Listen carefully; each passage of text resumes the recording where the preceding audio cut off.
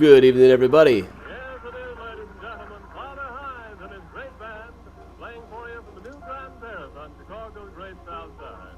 Hey, Chris and Gene. Of Super Jive. Yeah, it's dark out. Hines style. Yeah. It's back to normal in many ways. Hey, Mona. Evening, Martin. All right, shutting down the old mail program. Hey, Eric. Hey, Lisa.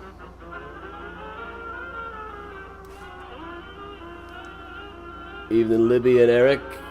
Elizabeth, Katie. Hey, everybody. Hello, Karen. Hey, Ellen. Keep my eye out behind me. Priya has started her evening schedule of playing after sleeping most of the day. Hey, Wendy. Hey, Libby. Kurt.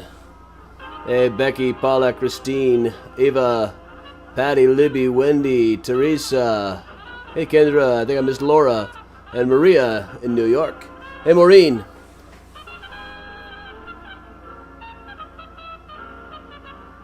Vicky. What else did I miss? Hope things are okay for you up there, Maria. Hey, Joanne. Hey, Mom and Dad. Hey, Lily. Octavio and Kathleen. Hey, Joanne. Hey, Christina. You're wondering, why am I sleepy? Oh, yes, because the baby woke me up at 4 a.m. The kitten discovered toys late last night. Hey, James. Hey, Donna. Hey, John. Welcome back, John. Hey, Matthew. Evening, Susan. I haven't seen this week's What If yet. I did see that picture of the logo over Principal Skinner going, what if? What if the principal purchased fast food and disguised it as his own cooking? Ellen, we got the kitten on Sunday. Hey, Napur. Hey, Laura, Kendra. I'm probably saying hi to a couple of people twice, trying to make sure I get everybody. Hey, Napur and Nancy. Hey, April. And here, Miles is running around back here. Miles, come say hi? No, you got running to do. Okay. Miles has got some running to do. Tinsley, it's not really blazer weather, but I'm wearing one. Hey, up there in Norwood Park. Kimberly James, I am having some Jepson's Z31, my very favorite. Of the Jepson single barrel bourbon line. Hey, Lynn, hey, Marty. Hey, Roctavia. Howdy, John. Hey, Kendra and Lisa and Heidi and Debbie. Priya the kitten's back here someplace. She's running around somewhere. There are two questions. Can we coax her out of hiding, and can I catch her?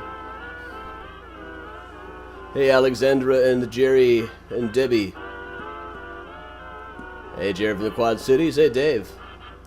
Evening, Georgia, Deb, and Betsy. Well, I hope that we can see Priya here tonight, too. But I don't know, she came out of her shell a lot the last couple of days. This is usually her time of day for running.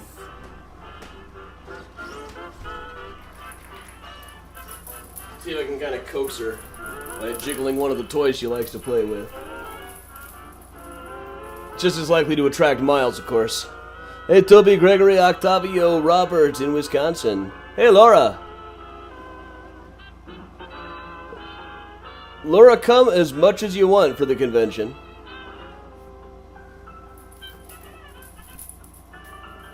Tomorrow, we will be posting event listings for all of the events that are going on, or most.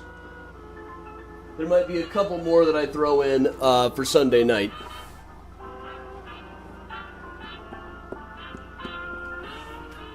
Hey, Miles. Miles, come say hi. Here's Miles, the newest big brother in town. And they've been playing already. They still kind of are hesitant of each other. But they played a lot last night and a little bit today. But he's too busy seeking her out right now. Trouble is, she can run really fast and underneath things he can't fit under anymore. Hola, Miguel. Hey, Gary and Ellen and Kendra. Hey, Timothy, Linda. Oh yeah, Miles knows this is his show. I've tried to explain to Priya that she's going to be famous now. I'm not sure where she is right now, but after the show I'll try to find her and see. Marion, one of the Mysterians has sent us a DNA test to see if Miles is a Russian blue. We haven't been able to do it yet. Laura, her name was her name at the shelter, but we liked it.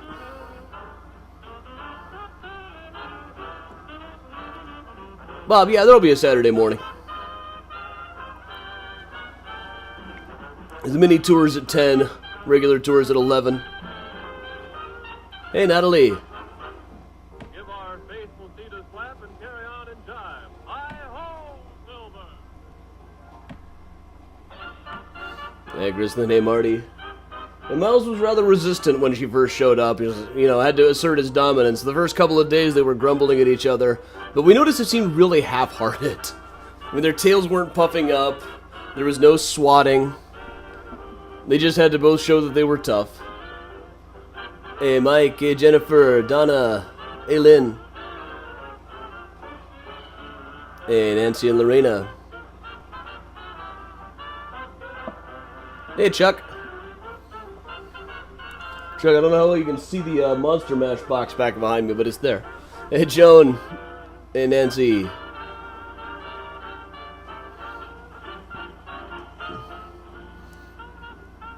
Evening all around.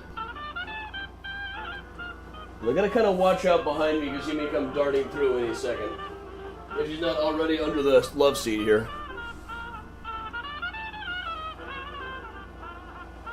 Hey, Joanne and Vicky. Hey, Kathy. Anybody I might have missed there? Hey, Elaine. Hey, Mary. Hey, Karen.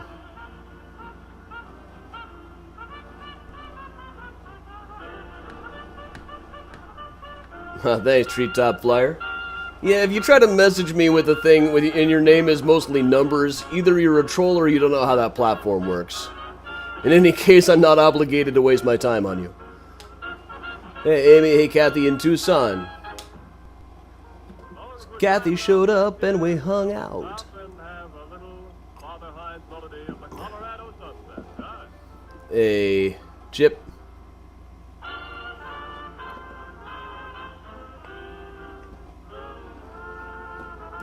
Octavio, they're not really even arching their backs. They're not they're not putting a lot into it. Hey, Evelyn.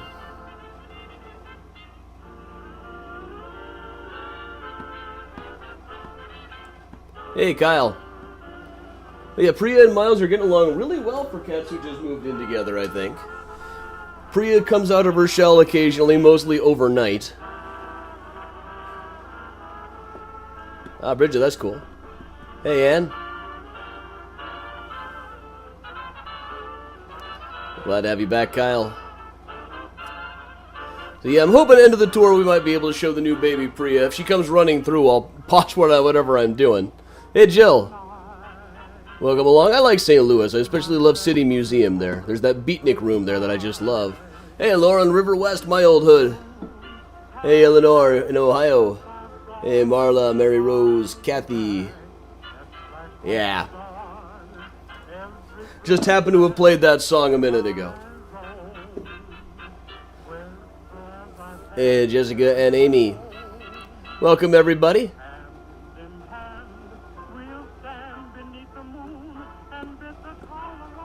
Hey, Libby, Evelyn, Robert. Gary, I think I got that. My head's not in the right place to remember emails right now. Hey, Dina.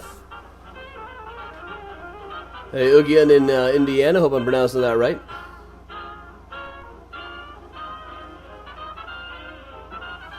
Hey, Bob, she is tricky to find at night, partly because she can wriggle into places other cats cannot, that she being young and all. Hey, Civic over on Twitch. Hey, Martin in British Columbia. Evening, Trish.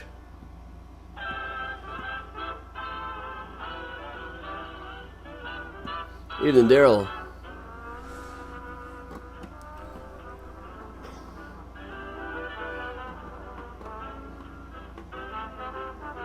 Heather, yeah, we got a kitten. Little baby calico named Priya. She's going to be 5 months old tomorrow. Hey, Dave, of course. Hey, Susie. What would I do otherwise, you know? Just go to sleep at 8:30? Hey, Carol, I think she was originally a street cat, so she's used to having places to run. But she's still kind of getting used to the house. Kind of coming out of her shell, but at night she explores a lot. During the day, she'd rather just kind of curl up in a windowsill. But she is adorable. You just pet her a little, she starts purring and purring. Evening, George. Hey, Jennifer.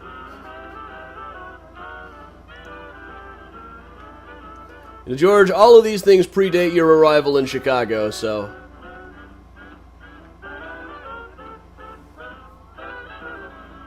Ho ho ho, Cindy. Hey, Donna.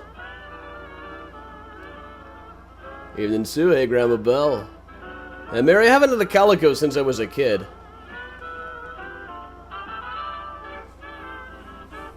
Oh, look who's here.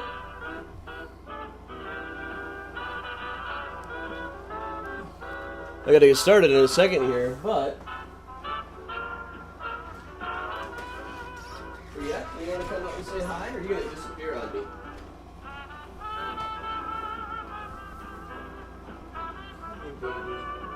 Hey, baby kitty.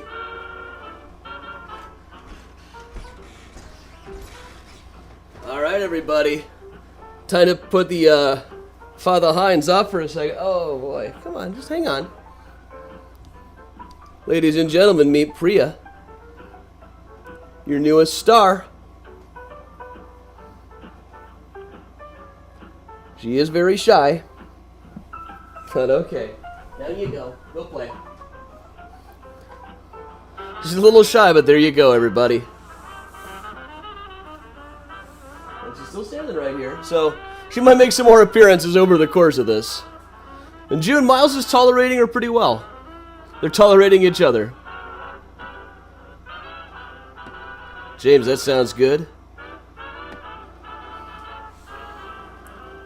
Alright, we'll let Earl Father Hines finish up here. Well, we're about halfway through this giant concert by Earl Father Hines and his orchestra, so now it can be told it's... Alright, ladies and gentlemen, that wraps up for Earl Father Hines, so I think it's time for me to go ahead and get started. Welcome along, everybody. I'm Adam Seltzer from Mysterious Chicago Tours. We already got to meet Miles and Priya today. They're both still hanging around nearby here, so if they start running back and forth, I love it when that happens, honestly. So I'm Adam Seltzer from Mysterious Chicago Tours. I've been a tour guide and historian here in Chicago for about 15 years now. Got about a dozen Chicago history books out, including the now rare Ghosts of Chicago, Mysterious Chicago the book, and H.H. Holmes, The True History of the White City Devil. I'm on the History Channel and the Travel Channel all the time, so I am incredibly famous, and you should definitely pay attention to whatever I say. Also, we got Mystericon coming up October 1st through 3rd. Tomorrow morning, we're going to be posting a lot of the stuff for that, a lot of the events that we're going to be doing, a lot of tours that I'll be doing. Mandy and Layla and Patty from effing Chicago are going to be doing events as well. So lots of stuff to pick from. I hope we can just accommodate everybody, honestly. That's coming up soon. You got to go to the Mysterious Chicago Regulars and Miles Fan Club page for that one. But today, we're going to be talking about early murders from Chicago history, stuff from way back in the day before Chicago was really even a city. More just a town of, 10 to 100,000 people. Well, when we really get started, we're at just a few hundred, but we're getting ahead of ourselves here. So some of these are pretty well-known murders, others are far less known. Some of them, there's a lot of data out there, others, there's quite a lot less data, and I have to just find whatever I can about them. But I have found some fairly cool things over the years. Hey, Jordan, I'm glad you could make it. So, let's go ahead, we're going to get started here by pushing the wrong button. We'll get started with just a little side story. Rose Hill Cemetery, where Saturday's in-person tour is going to be, and where today's morning mini tour was. Up here is the McVicker plot. The McVickers were a theater-owning company. Their daughter Mary was a child actress until she outgrew those roles. Retired from the stage for a while until she met Edwin Booth. Edwin Booth was the brother of John Wilkes Booth, and a much more famous actor than he was, widely regarded as the greatest in the country, if not the world, and she ended up marrying him. So this is John Wilkes Booth's sister-in-law right here. He persuaded her to go back on stage playing Juliet to his Romeo, and most likely in the crowd on that day would have been Coroner George P. Hansen, shown here covering up Mary McVicker and just over to the left of Edwin Booth. George P. Hansen had been the coroner of Chicago from 1856 to 1858, just a couple of years before. Then Abraham Lincoln appointed him as consul to Elsinore. The paperwork for that is still extant. So he was born in Denmark himself, spoke the language there very well, and while he was there, he ended up digging into the historical records about the original Hamlet and the legend of Hamlet that Shakespeare would have used, as well as the other things like the Hamlet and the bad folio of Hamlet, trying to piece together how much he could find about the real Hamlet. And this ended up being considered a great resource for Shakespearean actors. In particular, Edwin Booth was known to be a fan of it. But this was all in his distant past by then. It must have seemed like forever ago. He'd been through a whole civil war and everything. But about a decade before, he had been the Chicago coroner during an era that they called the Scarlet Era. So here's just one of the things from the Chicago Times in 1858. And, what are we coming to? Scarcely has the death shriek of the fifth murdered victim ceased to startle the public, ere the weapon of death again descends, and the blood of a sixth cries to heaven from the ground for vengeance upon the murderer. Now, this is before Wilbur F. Story, my favorite grave to dance on. It took over the Chicago Times. At this point, it was owned by Cyrus McCormick, who didn't do much of his own writing. This wouldn't have been him. Instead, he hired another guy who was every bit as racist as Wilbur F. Story, to be perfectly honest. But all of this kind of covers the era that they used to know of as the Scarlet Era. What they're specifically talking about here, this particular murder, was down at what is now 19th and Federal. It was a case where a guy by the name of... What was this guy's name? It was a weird name. John Nysall was found to have murdered his child with an axe. He ended up never going to trial. He was very quickly found to be insane. But this was just part of an era throughout 1856 to 1858 that they started to refer to as a Scarlet Era. This was a time before, like, the endless cycle of gang revenge. It was a time before the drug trade, all the things that drive murders nowadays. And instead, most of these were just people getting drunk and killing each other. Saloon keepers happened quite a bit. But even this was not the beginning of murder in Chicago. For that, we have to go back to at least 1812. So 1812, this is about what Chicago looked like, only they hadn't laid out all of the roads yet. The biggest difference you can see is that now the river just goes in a straight line into the lake. In those days, it kind of took a right-hand turn and had this like elephant trunk bend. They got rid of that in the 1830s, but as of 1812, Chicago looked like this. Over on the side there where the London Guarantee Building is, we'll swing around to show that. Just so we know where we are. Right where Alfred L. Schuler's London Guarantee Building currently stands was on the right there Fort Dearborn. And over on the left, the Kinsey Mansion. This is what qualified as a mansion. Originally that had been the home of a guy by the name named Jean-Baptiste Point du Sable. We'll just get a look at what this looked like back then. What it looks like now. This was all just field and one little cottage. Couple of little cottages in the vicinity nearby. But right here was the home of John Kinsey, who was the sutler for Fort Dearborn. I seem to have gone frozen here. I don't think the rest of me is frozen. I think it's just the video feed, but I can fix that easily enough. Like that. There we go.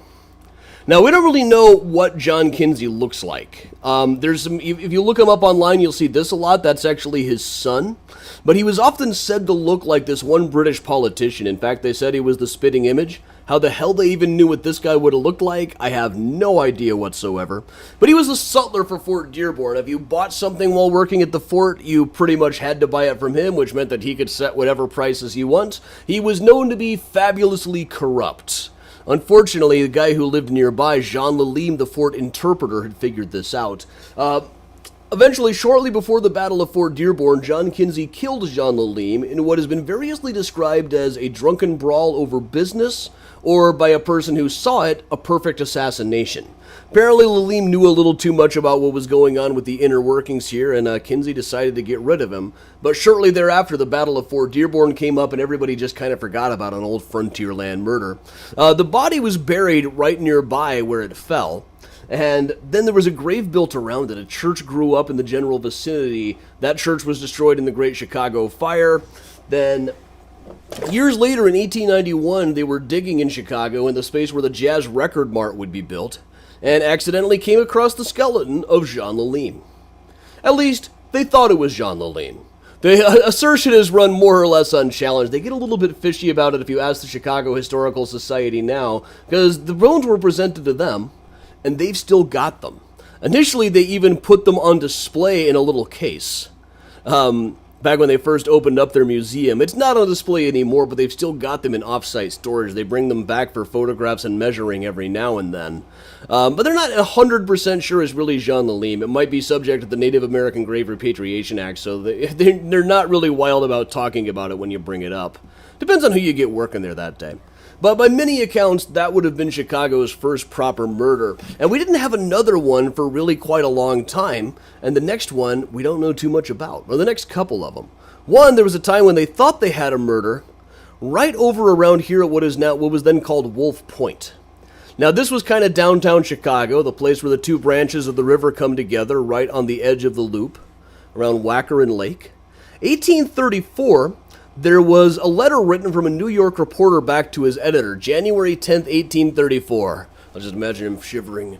I have been here more than 10 days without fulfilling the promise given in my last. It has been so cold indeed, almost to render writing impracticable in a place so comfortless. The houses were built with such rapidity during the summer as to be mere shells, and the thermometer having ranged as low as 29 below zero during several days, it has been almost impossible, notwithstanding large fires kept up by an attentive landlord, to prevent ink from freezing while using it, and one's fingers becoming so numb in a few moments when thus exercised that, after vainly trying to write in gloves, I have thrown down my pen and joined the group round a bar-room fire.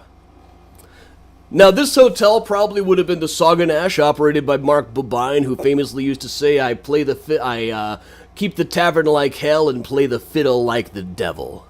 Built around here at about what is now Wackerin Lake.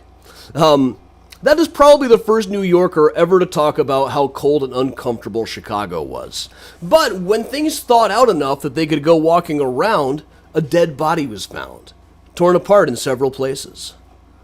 And we'll show you kind of where this was. It was in the woods at Randolph and LaSalle. Here's Randolph and LaSalle today. 1834, there was still a patch of woods right around here in what is now the Loop. But right around here, they found a dead body. Initially, they thought it was a murder victim, but the coroner, a brand new office at the time, Orsemus Morrison, determined that it had actually been probably frozen to death and then been torn apart by wolves at Randolph and LaSalle. So it's amazing to think just how much wilder this city was just so recently in history. Now, 1834 was also the year of what would probably be counted as Chicago's first murder if there hadn't been a really clever lawyer on the job. Now, this one, I can't really tell you exactly where it happened because we don't know enough about it. But in 1834, there was a murder in Chicago, or at least a guy charged with murder. His lawyer was James H. Collins. Now, this was a case where a guy had gotten drunk and murdered his wife. About all we've got here is this excerpt from a judge's book. In the month of June, 1834, an Irish laborer in a drunken fit went home and finding something wrong in his domestic relations, perhaps because his supper was not to suit him, manifested his dissatisfaction by giving his wife a beating and, not being in a condition to discreetly measure the force he employed, she died from its effects. Now, he was arrested for murder, but really it was more manslaughter. James H. Collins was able to sort of get the jury to agree that it hadn't been a murder, it had in fact been manslaughter, even though that designation didn't properly exist yet.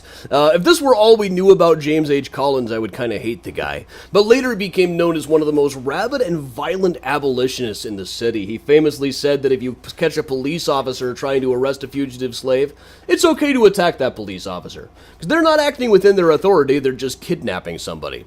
Don't even have a drawing of him, nor do we have even a name of this Irish laborer. Years later, a bunch of people reminisced about this case. They remembered a lot of the details about James H. Collins' defense, but not the guy's name.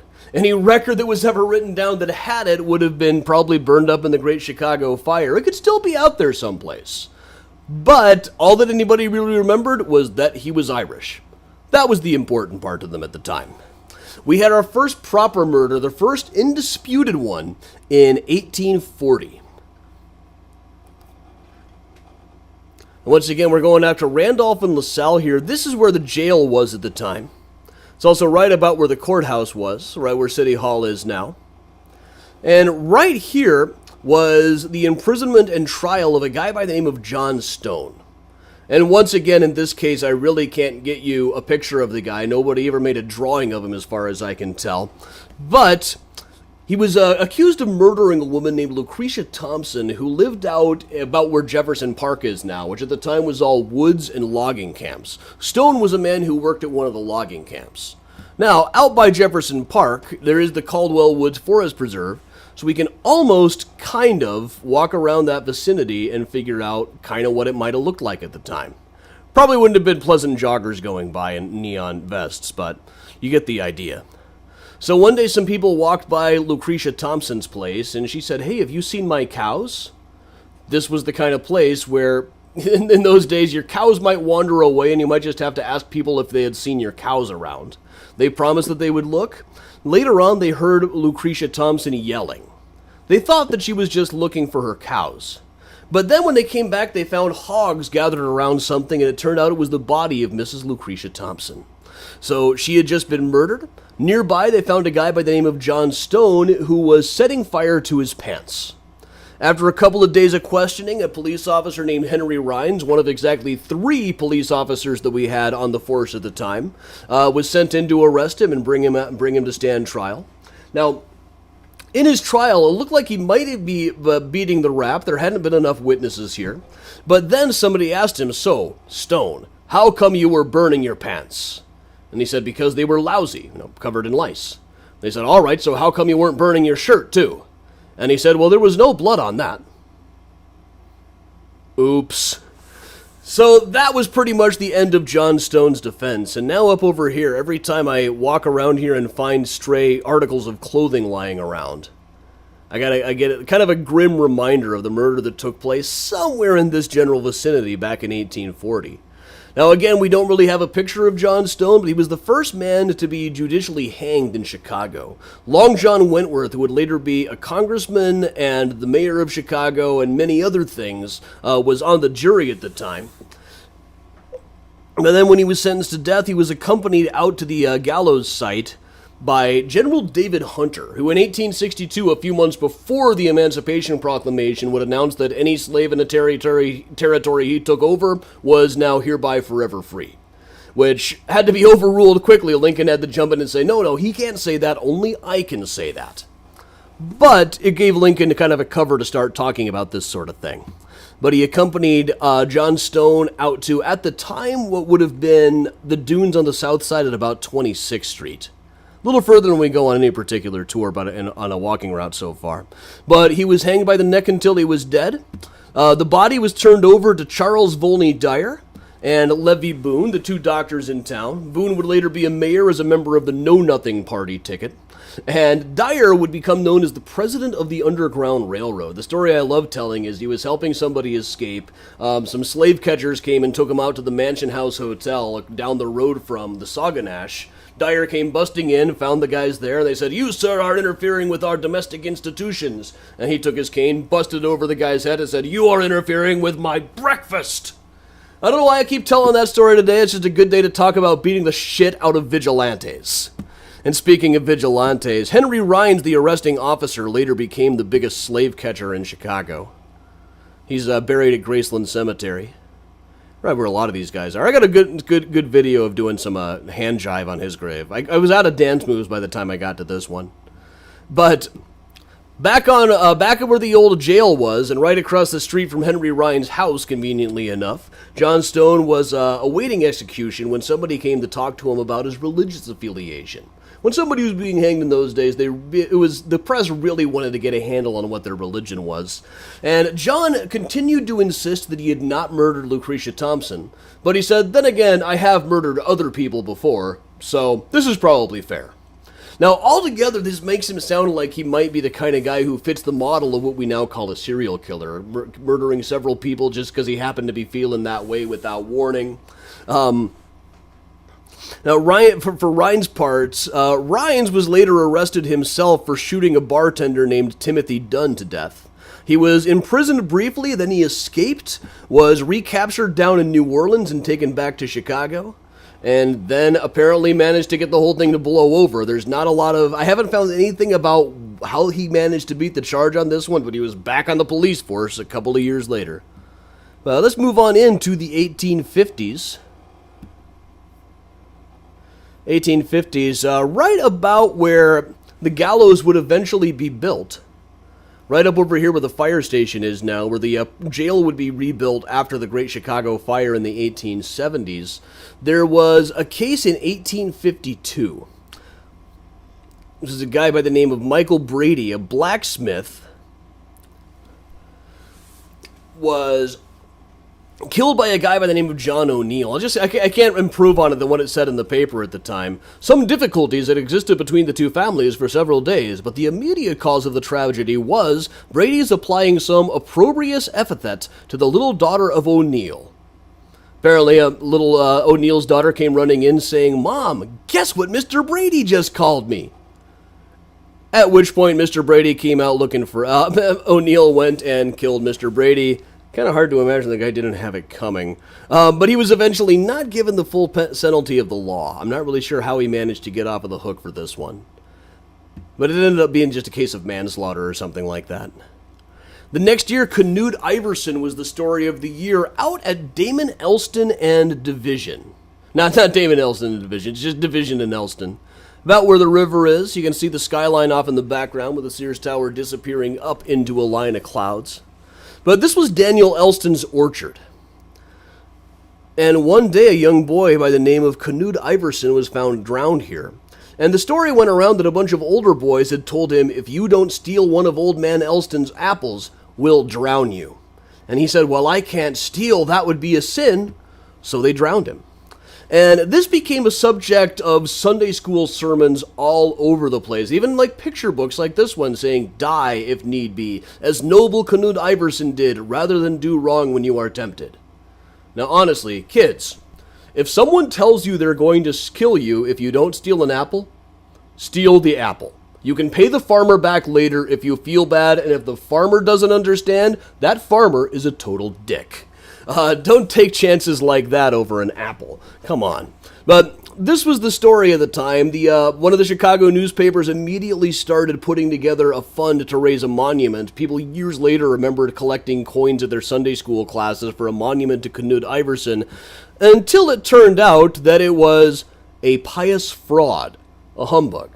The coroner's inquest revealed that the whole thing about the murder was not true. He had just been playing in the water and drowned, which was the kind of thing that happened when kids played in the river now and then. They never even identified any of the other boys who might have been present at the time. As far as they knew, Canute was by himself the whole time. But there are those who say that that's just proof that it was really the devil and his imps, lying around in ponds, waiting to convince young kids to steal apples. Like the devil doesn't have anything better to do than that. So probably not a murder case. Canute is probably still buried over in the Old City Cemetery. I've never found out for sure. But this, you might remember already, is where John Kinsey was living back in the day. But by the 1850s, this had become an area known as the Sands.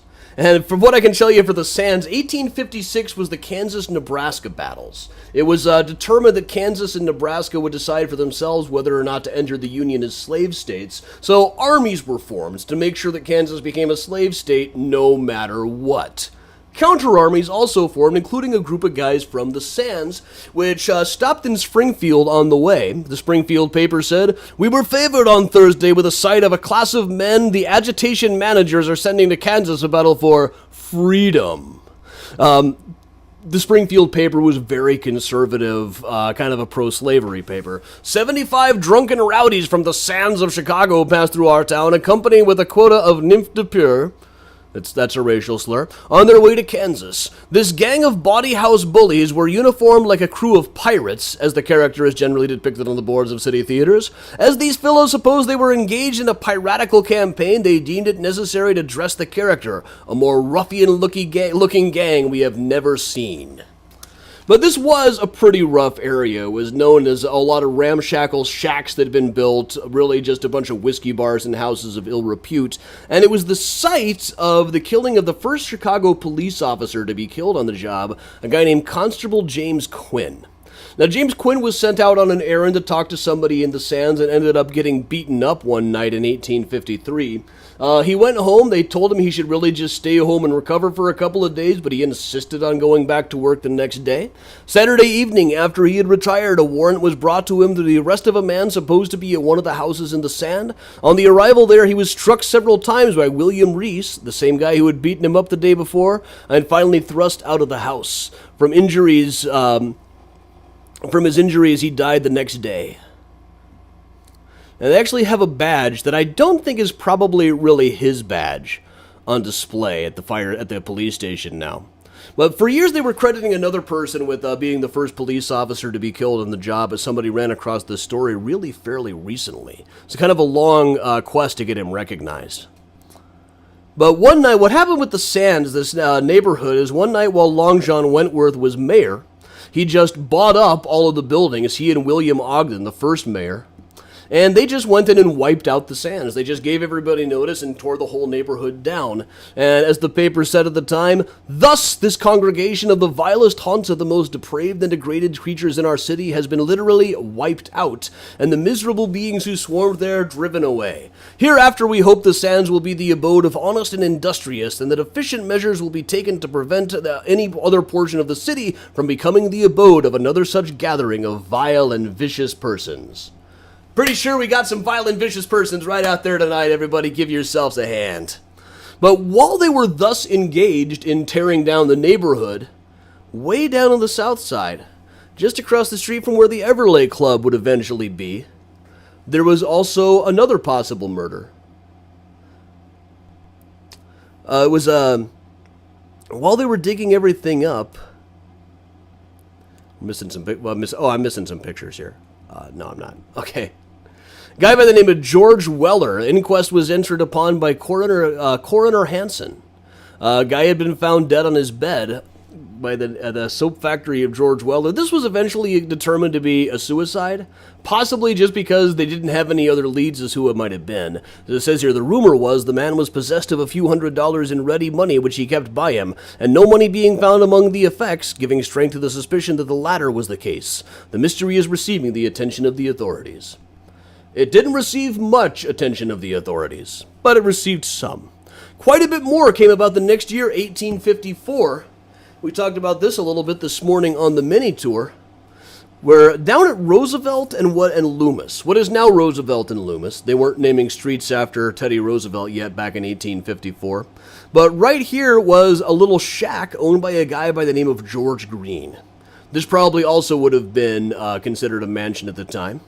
George Green looked about like this. This is the frontispiece of a book about him called George Green, The Life of the Chicago Banker Who Murdered His Wife. Kind of a spoiler in the title there.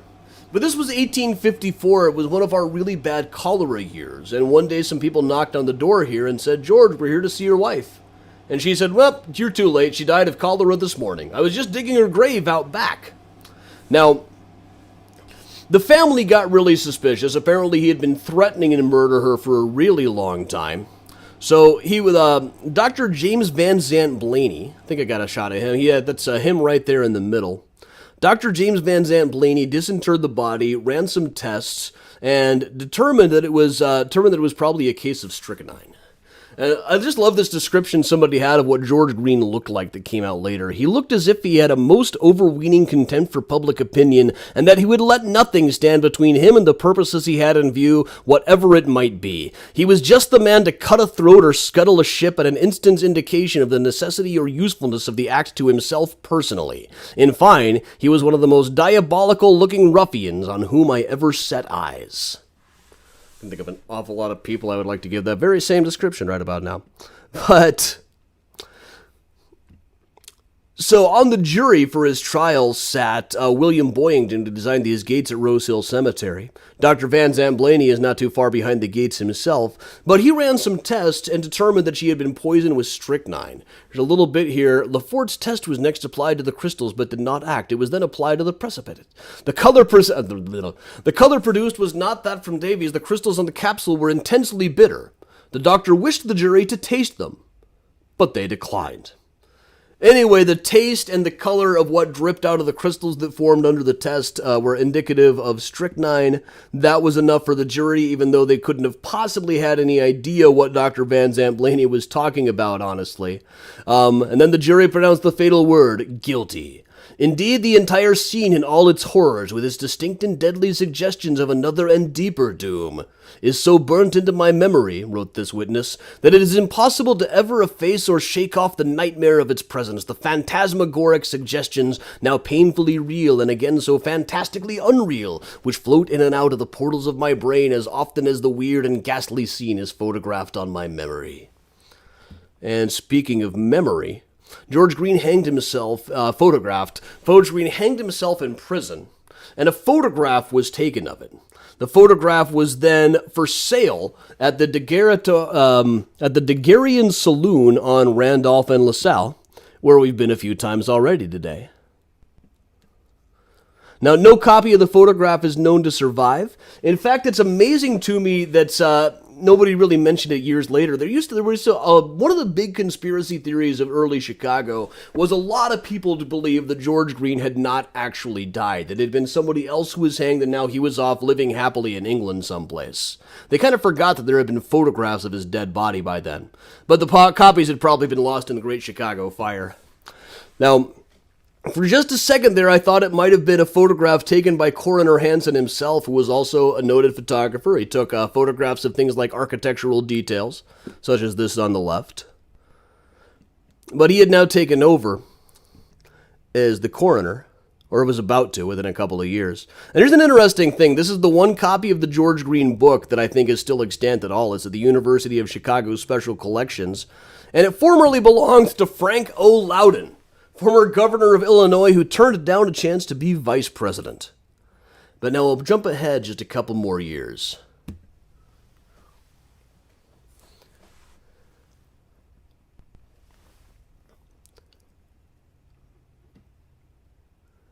What was I talking about here? But there was a wanderer by the name of William Jackson lodging up around here. This is Blue Island.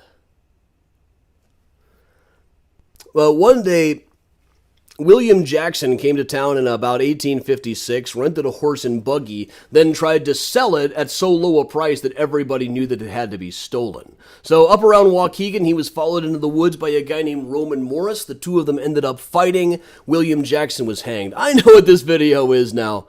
This is a stretch of Ashland Boulevard between Taylor and Polk. This is where William Jackson was hanged. It had now been 17 years since the hanging of John Stone. Chicago had grown tremendously, and when they've had an execution, they set it up right between Taylor and Polk on Ashland. What is now Ashland? It was Reuben at the time. And one of my favorite stories, in fact, is that the reason they changed the name is after the phrase, "Hey, you Rube," became a popular insult. The people on Reuben Street got really sick of hearing about it. So they petitioned to have the street names changed to Ashland. So William Jackson was hanged publicly, one of only a couple of public executions that we had. The crowd who came to watch was estimated anywhere between 2,000 and 8,000 people, depending on which newspaper depiction you're reading. The very next year, 1858, another guy, Alfred Staub, was hanged at the same place in the drizzling rain and horrible mud, but the crowd, attracted by morbid curiosity, hemmed in from the north end of the jail. The jail still would have been downtown at Randolph and LaSalle, so these people were following the procession all the way out to the west side from downtown, all the way from the Loop to Ashland. That would have been about 2.5 miles of walking by the time they got there. But this inaugurated an era that they came to be called the Scarlet Era. Between 1857 and 1858, there were just so many murders. One of them was a guy by the name of Henry Jumperts, over here on the left, who was accused of murdering his girlfriend, who he claimed had committed suicide, but then, having freaked out and thought he would be considered a murderer, he chopped the body up into little pieces and put it into a barrel that he kept next to his bed for the next 2 weeks. As one does. So he mailed it off to New York. They traced it right back to him, and of course they thought that he murdered him. He was put in jail and under sentence of hanging. At the same time, there was a guy by the name of Martin Barry. Now, Martin Barry, a bit ahead of myself here.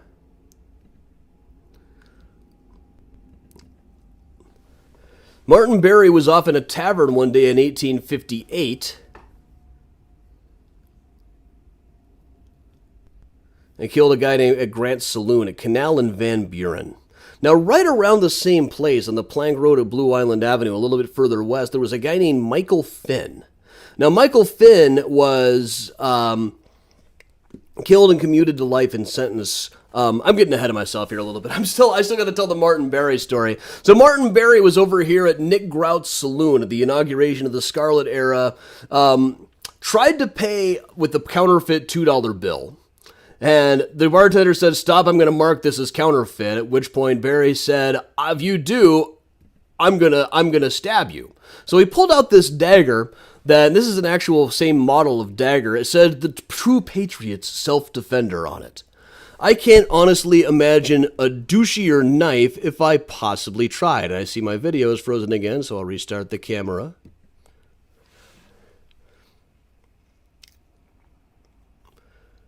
So he did in fact kill him, but somehow was only convicted of manslaughter and was given a sentence of 5 years in prison.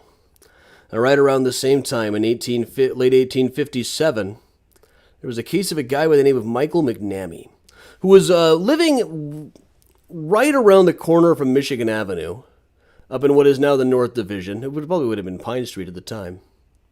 No, I'm sorry, this wasn't Michigan Avenue. This is Michigan Street, not to be confused with.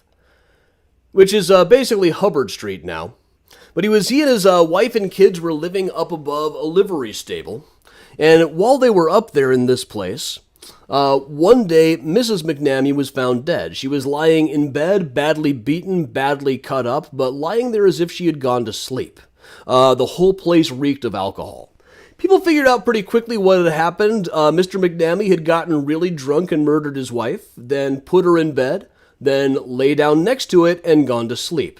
And he tried to say, no, she was killed outside someplace. Somebody must have beaten her, and she came up to go to bed and then died in her sleep. Which, for all he remembered, might have been true. He had been so drunk that he didn't remember even a little bit of this. So he was put on trial at the same time as Michael Finn, a guy who had killed a person over on the Plank Road with a corn cutter because he had hurt his horse. Another part of the Scarlet Era, and both of them were sentenced to be hanged on the same day, the same afternoon.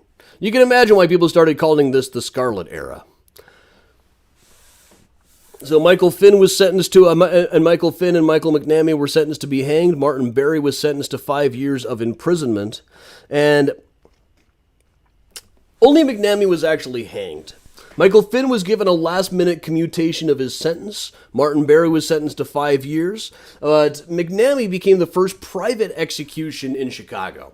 They had decided that the whole scene with public executions out on Ashland was just despicable, so the state finally shut down public executions and decided it all had to be done within the confines of the jail. But they also decided while they were at it, instead of using an old-fashioned noose, they were going to use the French method, which was a rope with a leather cuff on a couple of eyelets. They tried to hang McNamee using that, but the thing broke and he ended up landing on his head. So they went down to him when he was lying there, pinioned and with a hood on, and said, "Can you stand?" And he was probably had a concussion at the time, so he kind of rolled around and said, "I can stand that and twice that."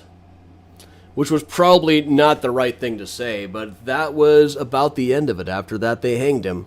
There was only one other big case around then, 1858, right where the Harold Washington Library is now. There was a guy named Mr. Boggs who said that the Bush family was building their clapboard house 5 inches over onto his property, and they refused to move, so he got some workers. Francis, the son of Mr. Bush, shot a worker named McGee. McGee was taken to a drugstore where Dr. Daniel Brainerd tried his best to help, but couldn't do anything. And this was considered another murder, but eventually, as you can see, a cold-blooded and deliberate murder. But eventually they determined that not only had they, in fact, been going over the property lines, but also the kid had been threatened by the worker before he shot him. So he ended up being acquitted. The papers were outraged on this, but there wasn't much they could do, except for write, "So probably ends the Scarlet Era as concerned the courts. It gives us in enacting 6 tragedies involving the loss of 6 lives. They have passed before our juries, and there have been 3 convictions of capital offenses. 2 are now at the state penitentiary, and 1, Francis Bush, is free. Long may it be ere a like chapter of blood may be readily written upon the annals of crime in our city. It is an era new to us. May it be in the future as it is past, without a parallel." I'll let you come up with your own conclusions there, but we'll cover just briefly right up over the edge. Well, first, Orsemus Morrison, the coroner who determined the guy had been torn apart by wolves at Randolph and LaSalle, is buried right here at Graceland. I'll zip past him a bit. The judge in just about all of these cases was George Manier, who was also a big Underground Railroad worker. Even after he became a judge, he was known to slip people money to help them get out of town. And just a little further north in the cemetery is an unmarked space that marks the grave of Coroner George P. Hansen, the coroner of the Scarlet Era. So, all right, everybody, that brings us about to the end. So let me tell you, the upcoming tours, that's out of date right now. Oh, dear. Let me move over a proper one.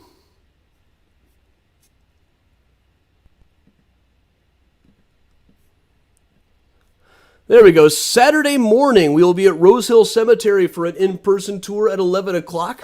Tickets for that are at MysteriousChicago.com. And next Saturday, the in-person tour is going to be Architecture of Mysterious Chicago. Our next virtual tour is going to be Sunday morning. That is going to be Abraham Lincoln, Folklore and Ghost Lore. I did a whole book about that. I wish I could still get away with doing raffles to give away copies for it. Now, should you need a Mysterious Chicago sweatshirt, t-shirt, hoodie, etc., like Luca here, you can be cool just like Luca, go to cafepress.com/MysteriousChicago. They can get you what you need, including the Mystericon t-shirt. Mystericon, again, is October 1st through 3rd. We're going to be announcing the tours beyond the boat tours, the October 2nd and 3rd tours and events tomorrow. That should be going up. We've got all the Eventbrite stuff ready to go. It's all set to roll out, so we're really excited about this. And with that, everybody, I'm going to put Earl Father Hines on, see what the cats are up to, and we will just hang out like we always do. Thanks a lot for joining me, everybody. Melody of the Colorado sunset. Aye. All right, where are the cats hiding? For a good portion of that tour, they were chasing me around behind me, chasing each other around. Ann Cross, the coroner's grave was unmarked because his wife didn't pay for a marker.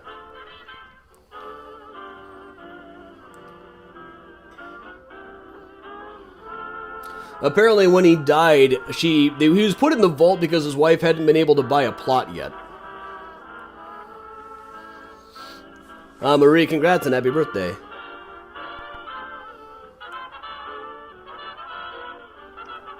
Thanks, James. These murders in the early ones all get so jumbled up in my head that I kind of get ahead of myself telling the story sometimes. I could just about do this one as a walking tour, I think.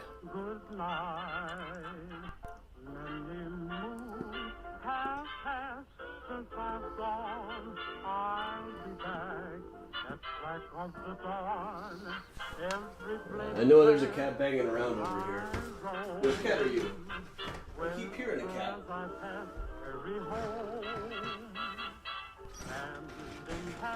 There comes Miles. Miles, you want to come say hi some more? Meow. Here's Miles, everybody. The newest big brother in town, aren't you?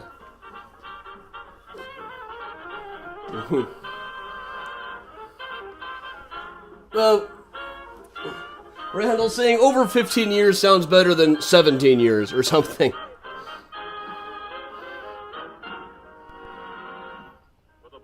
Oh, thanks, Robert. The words, we turn on now to the next tune. Earl Father Hines gives us a bit of jive under the general heading of So Help Me.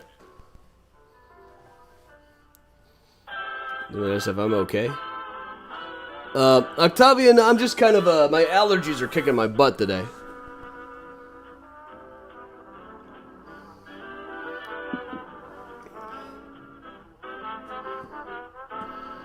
Thank you, Sarah.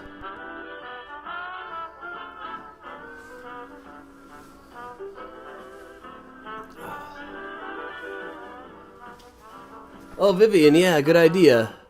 We'll go get it. Vivian had this a painting commission with Miles and Charlotte. Let me bring it in.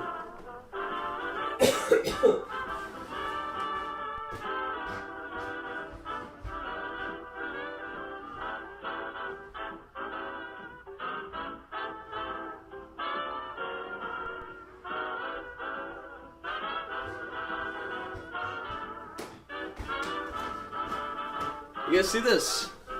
Vivian hired somebody to paint this of Miles and Charlotte sitting on the record player.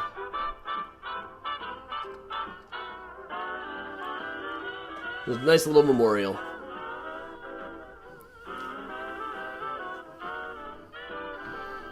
I got a good Find a Great Friday tomorrow coming up, so see you there, Tom.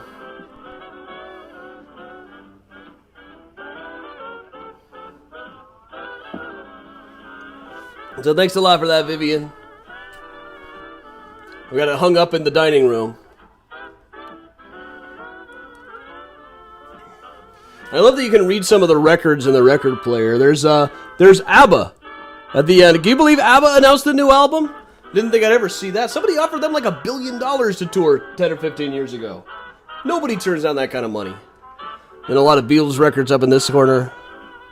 Benny Goodman, big band. It's all in alphabetical order. You can see the artist here, Mary Dell.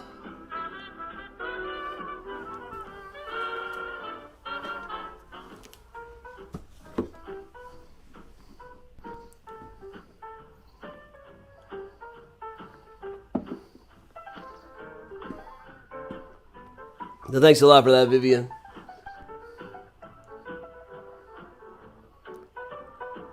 Amy, I hope it'll go a lot better than yesterday. Than last week. I mean, last week, yeah, it took over an hour to find the grave, and it was hot. Tomorrow, it will not be nearly so hot.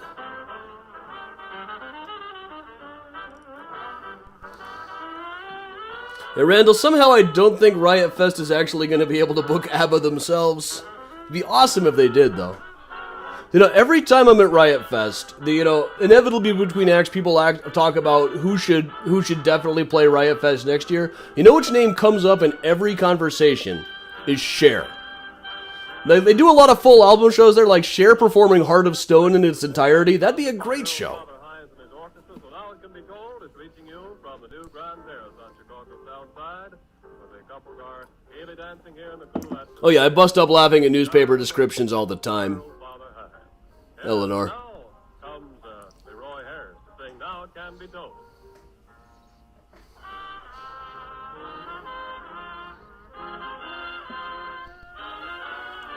Thanks, Mary. Now, last week we had 6 days in a row of 90-plus weather. Not for me. We've been in this merciful 70s a few days since. Oh, look, here's Priya. Priya, you want to come say hi some more? Yep. Priya's busy playing and exploring. I would run after them, but I'd run after her, but I don't know if I can catch her.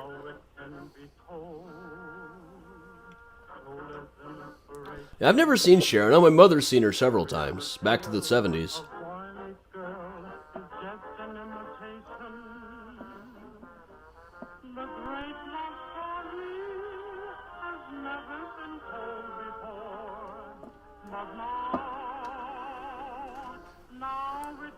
But of course, I really wish that John Stamos would actually just go play Riot Fest. Come on.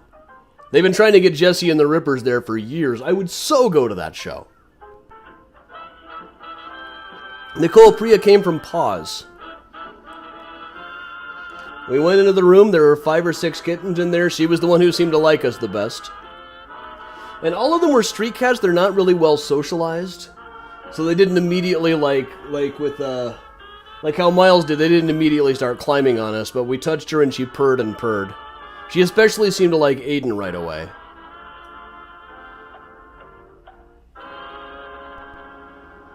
George, I know exactly where your grave is. It's not hard to find. We've got group photos there. Patty, I'll probably do Graceland again in a couple of weeks. I do Graceland every week if I could get a crowd every week, and I probably will do it every week in October.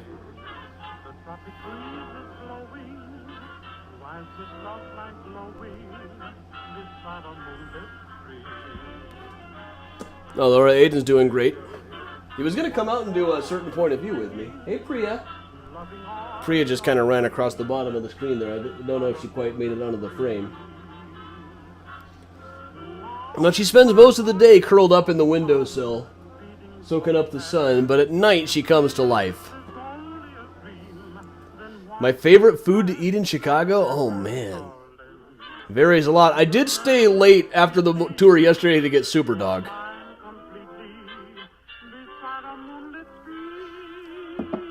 I love a good Italian beef sandwich. I love pizza from OG Trattoria or a Pie-Eyed Pizzeria. I can't even pick.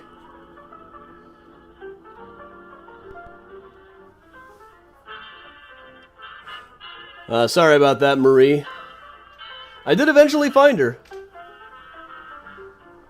Hey, Priya.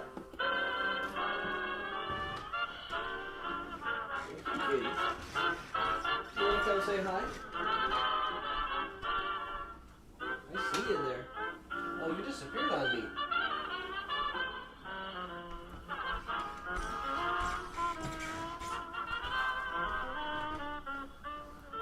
Priya's tough to catch.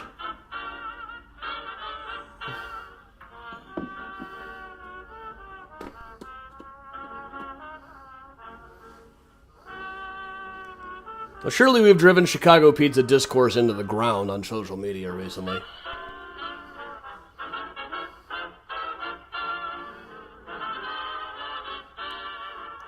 Oogie, I'm glad to have you.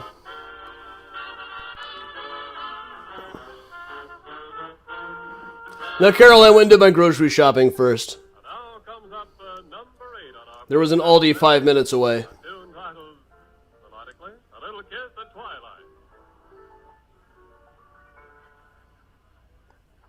Twilight. James, I never had a Siamese. Grandma Belle did for a while, Ollie.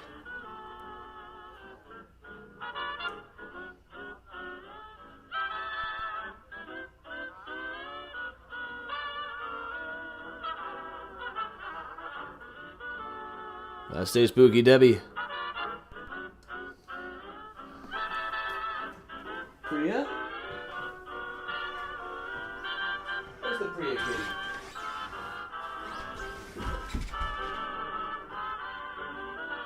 I see you there, Priya. Priya, you want to come say hi? No? Okay. She likes to hide under things where I can't quite reach her. If I can reach her, she purrs and purrs and purrs.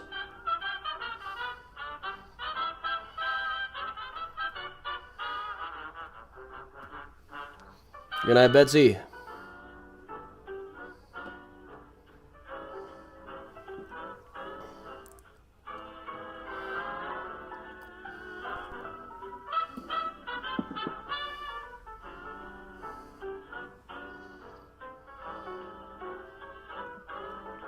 Robert, that would be Calvary. I haven't done a full tour of Calvary, but we're there quite a bit for one thing or another. We've done a lot of Find a Grave Fridays there. That's the thing, on Friday mornings here on the Mysterious Chicago Facebook at 10 o'clock, the morning mini tour is Find a Grave Friday, where we go to a cemetery where I know a particular person is buried, but I don't look up where exactly in the cemetery or what the headstone looks like.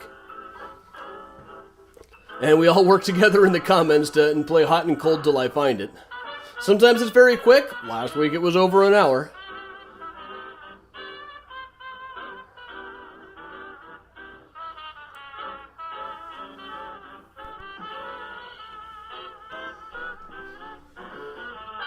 Night, Natalie.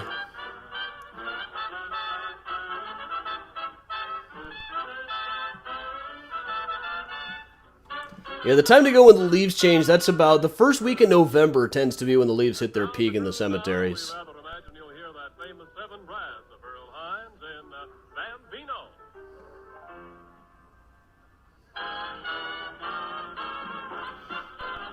Yeah, I think last week was in like the top 3 hottest and longest Find a Graves.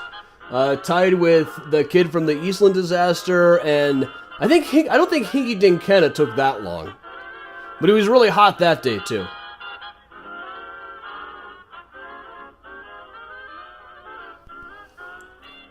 Carol, I think the Alexander Lloyd grave is up there. I'm pretty sure I saw it earlier when I came home today and looked. Well, that one, Alexander Lloyd, the guy I found today, I actually had looked him up ahead of time. That's why I didn't do it as Find a Grave properly. So I'd at least seen a picture of it. Carol, yes, there's parking in Graceland. There's limited parking within the cemetery. They'll usually just let you park along the roadways in there. And also, especially on days when there's not a Cubs game, there is ample street parking.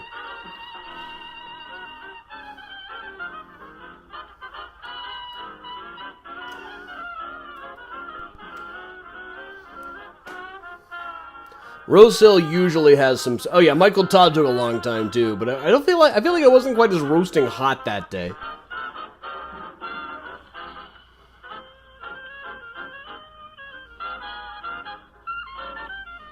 Good night, Ava.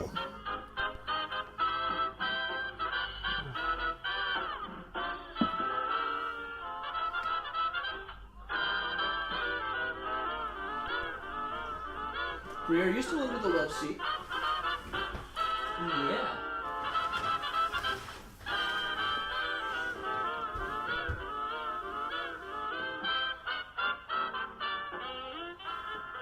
Come say hi. No. Okay. I'm really getting bent up finding all of her stuff. Just reaching her all the time. And you know what I did today was I read a Hardy Boys book. There's that new series on Hulu, Only Murders in the Building. And it somehow tied into the book The Hardy Boys and the Mystery of the Whale Tattoo, so I read it today. A lot of twists and turns in that book.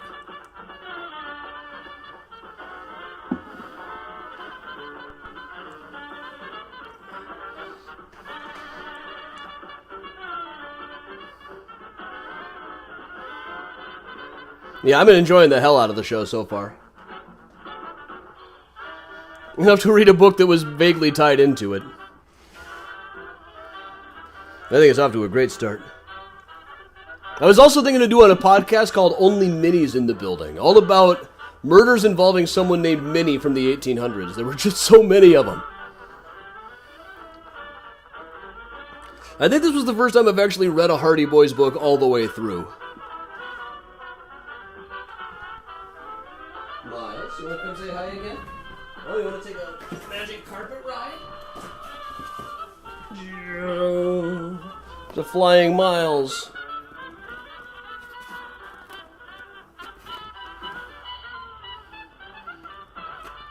Hey, Beth, I highly recommend OG. Whoa, okay, we better get you down here.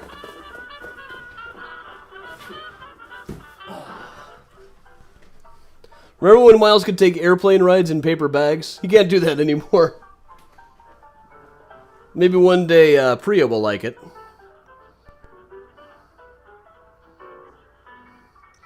Yeah, Lee, anything with Martin Short and Steve Martin's going to be good. And just the nerve to be the nerve it must have taken when Selena Gomez was asked to be number 3 in that trio. Think how daunting that must have been. She must have nerves of steel to take on that role, but she's more than holding her own.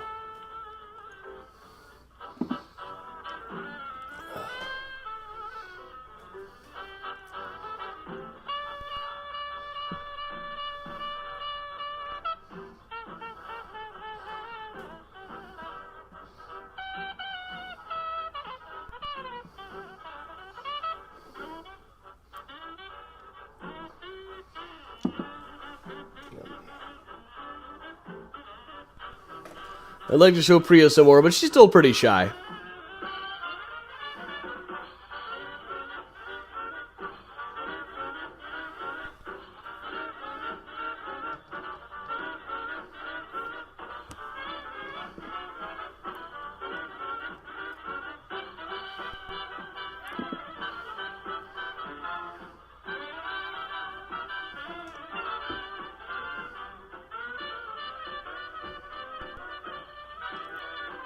Girl, I've had calicos before back when I was a kid. Miles, you trying to break into the recliner? I just asked Miles if he was breaking into the recliner. He was like, mm-hmm. Whoa, that noise made my lips vibrate weird. Uh-huh. Miles, you can't get in there. Well, you gotta set a better example than that for Priya. Well, I don't know what I did to my lips trying to make that noise. Now, Priya's generally pretty shy. Well, ladies and gentlemen, this has been a program for you epicures. You swing epicures who like your music really jived in top style. Earl Father Hines and his great orchestra have been playing for you the new Grand Terrace on Chicago's great South Side. Let me rewind the Earl.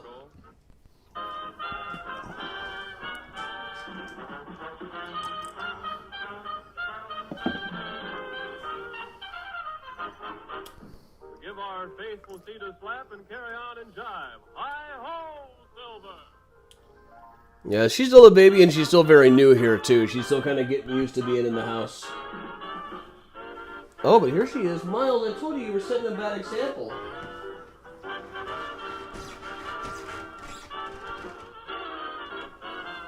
Did you, in fact, get into my recliner? Yes. You're setting a bad example for your new baby sister, Miles. Come on out.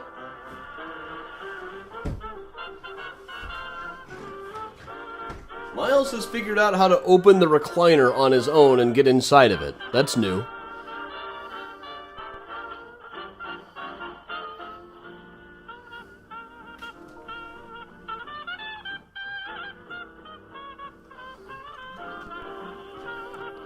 Make this a little smaller in case Priya comes back out.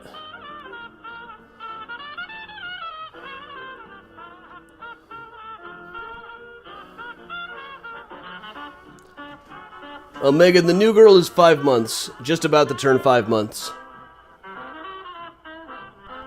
Well, yeah, Miles has definitely been showing off a bit. He showed off his jumping skills.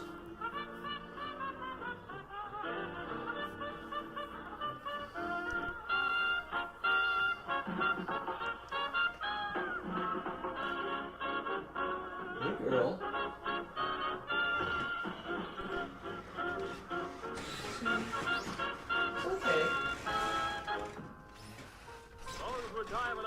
Here, well, let's stop and have a little Father Hines melody of the Colorado sunset, right? Let's see you skid away. Alright, you might have just had a view of her right there.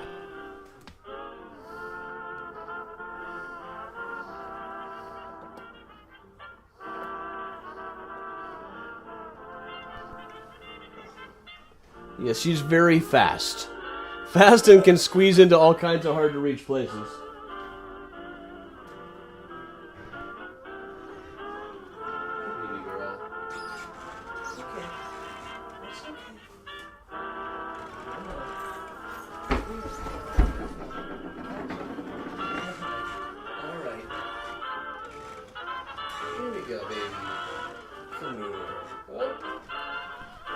comfy.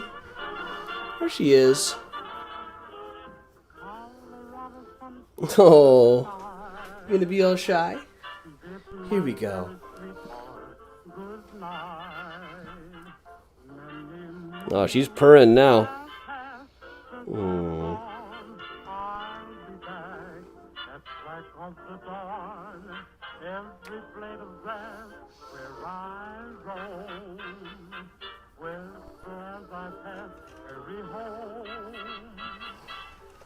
All right. It's okay, baby.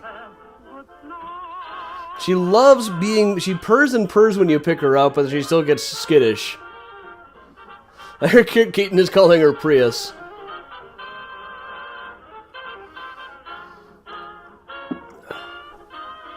Yeah, she's still sitting right over here.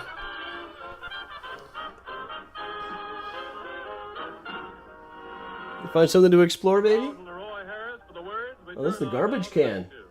Earl Father Hines gives us a bit of jive under the general heading of So Help Me. Off she goes.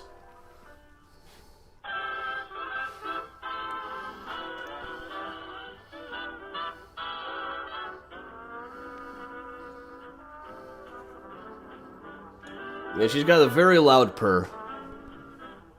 She tends to curl up in secluded places, but if you can reach in and start petting her, she's immediately like flopping down and showing her belly. She's just naturally skittish. She hasn't learned to stay still yet, but she's a kitten.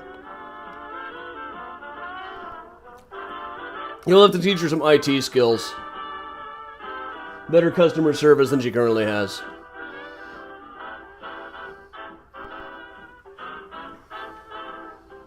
Yeah, she's a lovely girl, playful, affectionate. Just needs to learn to relax a bit. And Marita, she has not discovered the toilet paper, thank goodness.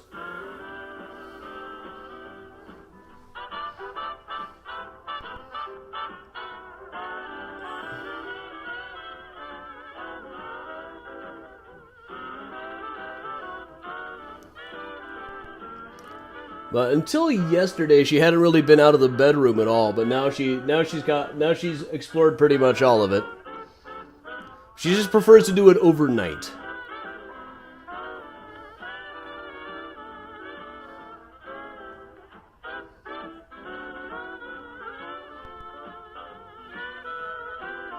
Susan, that is exactly right.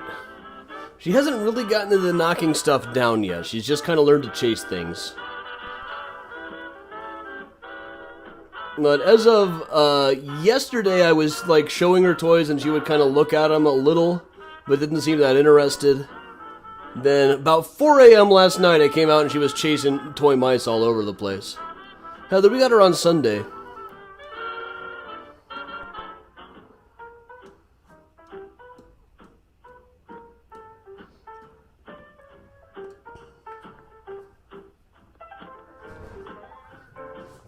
I may have spoken too soon. Did you just knock something over, Priya?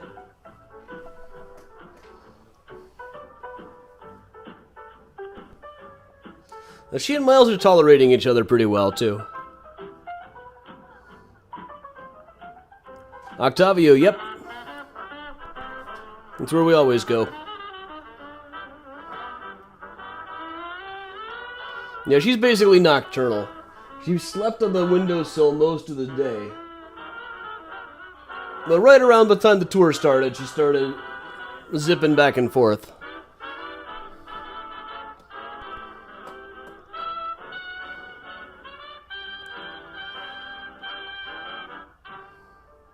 Well, we're about halfway through this giant... Now, the fact that she and Miles are already playing together is a good sign, I think. It's reaching you from the new Grand Terrace on Chicago's south side, where the couples are gaily dancing here in the cool atmosphere. All right, Beth, I'll see you there. Earl Father Hines. Yeah, but now comes... But having been up since 4, I am getting awfully tired right now, so I think it's time to go ahead and plug the upcoming... Oh, wrong button again. All right, the actual upcoming tours. Our Saturday morning at Rose Hill Cemetery, 11 a.m. Tickets are on sale at MysteriousChicago.com. Next Saturday, we're working in the evening for Architecture of Mysterious Chicago, a combination architecture and true crime tour. Our next virtual tour is going to be Sunday morning. That'll be Abraham Lincoln Ghost Lore and Folklore. First time I've done that one in a long time, I think. But it's a pretty good one. I did a whole book on that subject. It was really fun tracing all of these stories about Lincoln haunting the White House and Lincoln predicting his own death, tracing all of those back to their original sources. We had so much fun working on that one. So, all right, everybody. I'm Adam Seltzer from Mysterious Chicago Tours. Thanks for joining me and Miles and little baby Priya. It's been a very good night, despite the gruesome subject matter. All right. So I'm about to fall asleep now. So in any case, everybody, thanks a lot for joining me. Until next time, till tomorrow morning for Find a Grave Friday, I'm Adam Seltzer for Mysterious Chicago Tours, saying stay safe, stay strong, and of course, if you can, stay spooky, everybody.